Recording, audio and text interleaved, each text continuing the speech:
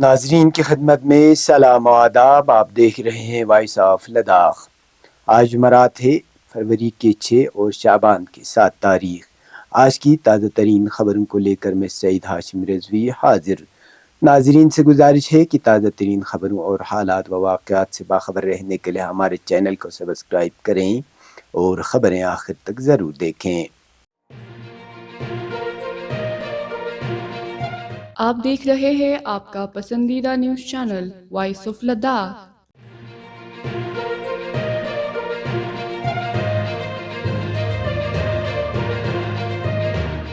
Funds کے مبینہ غلط استعمال پر اینٹی کرپشن بیورو و ویجیلنس نے لداخ یونیورسٹی پر چھاپہ مارا. ذرائع کے مطابق اینٹی کرپشن بیورو و ویجیلنس لداخ نے سرکاری عہدوں اور سرکاری فنڈز کے مبینہ غلط استعمال کی اطلاعات کے بعد لداخ یونیورسٹی کیمپس تروتھنگ میں اچانک چھاپہ مارا. چیف ویجیلنس آفیسر ڈاکٹر پون کوتوال اور ACB سپرنٹینڈنٹ آف پولیس کی ہدایت پر عمل کرتے ہوئے انسپکٹر جگمت سنگے وانگدوس کی قیادت میں ایک ٹیم نے یہ کارروائی انجام دی. اس ٹیم میں SI ولایت علی، SI چکست انگمو اور SI کونچوک دورجے پر مشتمل ٹیم نے 5 فروری کو یونیورسٹی کے احاطے میں چھاپہ مارا. کارروائی کے دوران ماضی کے مالیاتی لین دین سے متعلق متعدد دستاویزات بشمول خریداری کے ریکارڈ اور اسٹاک کی تفصیلات کو مزید جانچ پڑتال کے لیے قبضے میں لے لیا.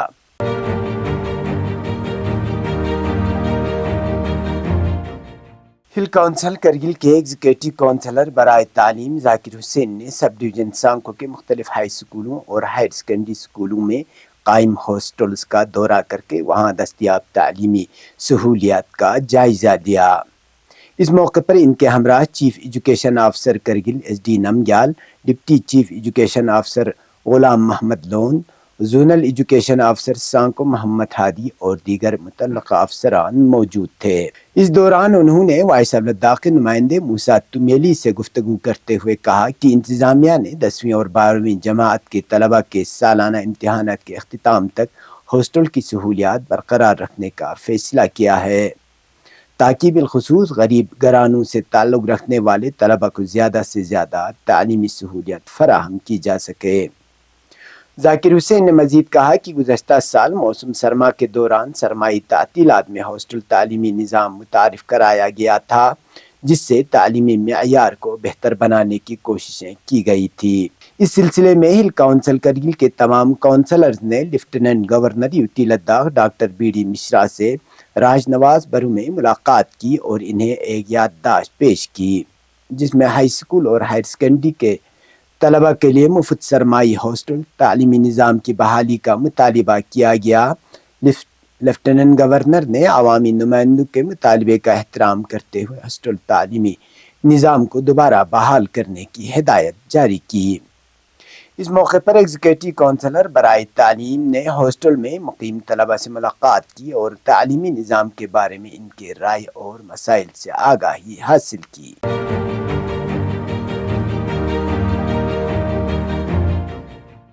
بسیج روحانیون امام خمینی میموریل ٹرسٹ کرگل کے زیر انتظام ضلع سطح پر جاری مسابقہ قرآن کا فائنل مقابلہ آج مسلح امام منجگونڈ میں منعقد ہوا، جس میں 36 طالبات نے شرکت کی. نتیجے میں آسیہ بانو دختر علی رضا سجادیہ بروخاص نے 50 نمبرات کے ساتھ اول پوزیشن حاصل کی.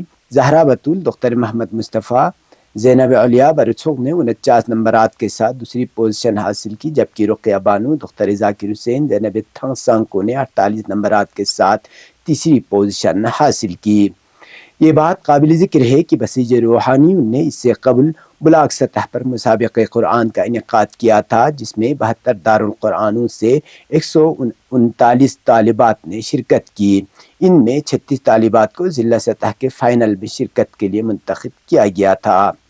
تقریب میں پرنسپل جامعہ امام خمینی حجت الاسلام شیخ محمد حسین لطفی بطور مہمان خصوصی شریک تھے، جبکہ دیگر معزز مہمانوں میں وائس چیئرمین IKMT شیخ حسنین رضوانی، شیخ بشیر شاکر، زینبیہ ویمن ویلفیئر سوسائٹی کے صدر حاجیہ طاہرہ، حاجیہ بطول اور بسیج روحانی ان کے اراکین شامل تھے۔ یہ مسابقہ نہ صرف قرآنی علوم کے فروغ کا ایک اہم ذریعہ ثابت ہوا بلکہ اس نے طالبات میں قرآن سے تعلق مزید مضبوط کرنے میں بھی مدد فراہم کی۔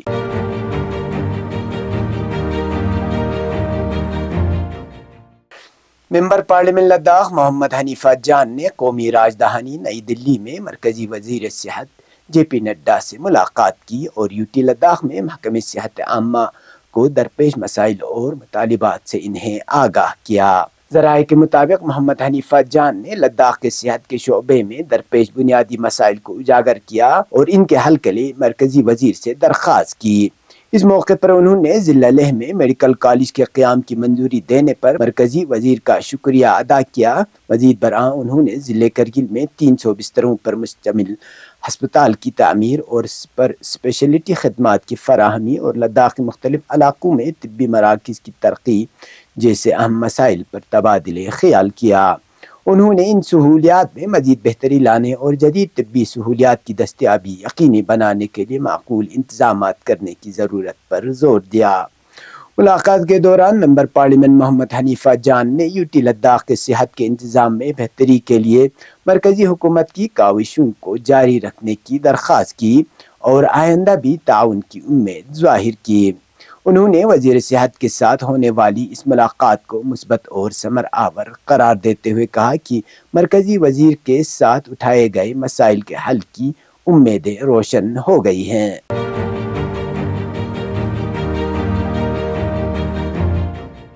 بسیج امام کے زیر اہتمام جامع مسجد کرگل میں حضرت شہزادہ قاسم ابن حسن المجتبی علیہ السلام کی ولادت بسعادت اور دہ فجر کی 6ویں روز کی مناسبت سے ایک پرجوش اور ولولانگیز جشن محفل منعقد ہوئی۔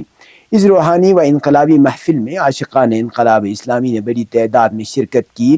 محفل کی صدارت مولانا صادق بلاغی امام جمعہ والجماعت IKMT برانچ دراس نے کی، جبکہ مقررین میں محمد حسین اپاتی اور master Ahmad general secretary Basij Imam شامل تھے۔ نشست دوم میں بسیج گروہ سرود نے جوش و خروش سے بھرپور انقلابی ترانے پیش کر کے محفل کو ایک نئی روح بخشی۔ جنرل سیکرٹری بسیج امام ماسٹر احمد نے عصر حاضر کے جوانوں کو ان کی ذمہ داریوں کا احساس دلایا اور اسلامی تاریخ کے تناظر میں مشرق وسطیٰ کی موجودہ صورتحال کو مد نظر رکھتے ہوئے نوجوانوں کے کردار کی اہمیت پر زور دیا۔ اسی طرح محمد حسین اپاتی نے موجودہ حالات سے آگاہ رہنے اور اسلامی اقدار کی پاسداری کی تاکید کی۔ یہ بابرکت محفل دہ فجر کے سلسلے میں 2 نشستوں پر مشتمل رہی، جس میں علماء کرام، انقلابی شخصیات اور نوجوانوں نے بھرپور جوش و جذبے کے ساتھ شرکت کی۔ اب پیش ہے قومی اور بین الاقوامی خبریں۔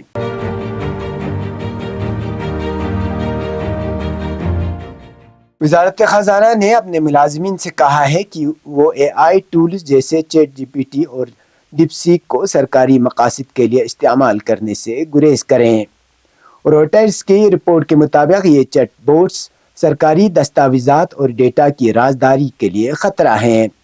روئٹرز کی ایک رپورٹ میں ایڈوائزری میں کہا گیا ہے کہ یہ طے کیا گیا ہے کہ آفس کمپیوٹرز اور ڈیوائس میں AI ٹولز اور AI ایپس جیسے چیٹ GPT، ڈیپ سیک وغیرہ سرکاری ڈیٹا اور دستاویزات کی رازداری کے لیے خطرہ ہیں۔ اگرچہ یہ اطلاع مبینہ طور پر 29 جنوری کی ہے، لیکن اس کی خبر بدھ کو ہی سامنے آئی جب اوپن AI کے CEO سیم کے بارے میں کہا گیا کہ وہ ہندوستان کا دورہ کر رہے ہیں اور IT کے وزیر اشونی وشنو سے ملاقات کر رہے ہیں۔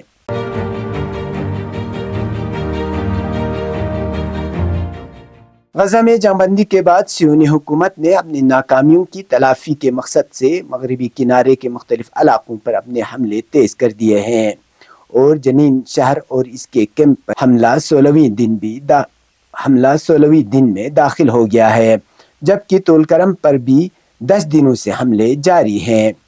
ارنا کے مطابق صہیونی قابض فوج نے جنین اور طولکرم کیمپوں پر اپنے حملوں کا سلسلہ جاری رکھتے ہوئے شمالی مغربی کنارے کے دیہاتوں پر بھی چھاپے مار کر فلسطینیوں کو بے دخل اور ان علاقوں میں مکانات اور بنیادی ڈھانچے کو تباہ کر دیا ہے، اور شمالی مغربی کنارے میں جنین اور طولکرم کیمپوں پر جاری صہیونی حکومت کے حملوں کے نتیجے میں تقریباً 5,500 فلسطینی خاندان بے گھر ہو گئے ہیں۔ قابل ذکر ہے کہ فلسطینی شہری اور مجاہدین بھی غزہ اور مغربی کنارے میں صہیونی حکومت کے جرائم کے جواب میں ہر ممکن طریقے سے صہیونیوں کا مقابلہ کر رہے ہیں۔ یہ تھے اب تک کی خبریں، اسی کے ساتھ مجھے اور میرے ساتھیوں کو دیجیے اجازت۔ اللہ حافظ۔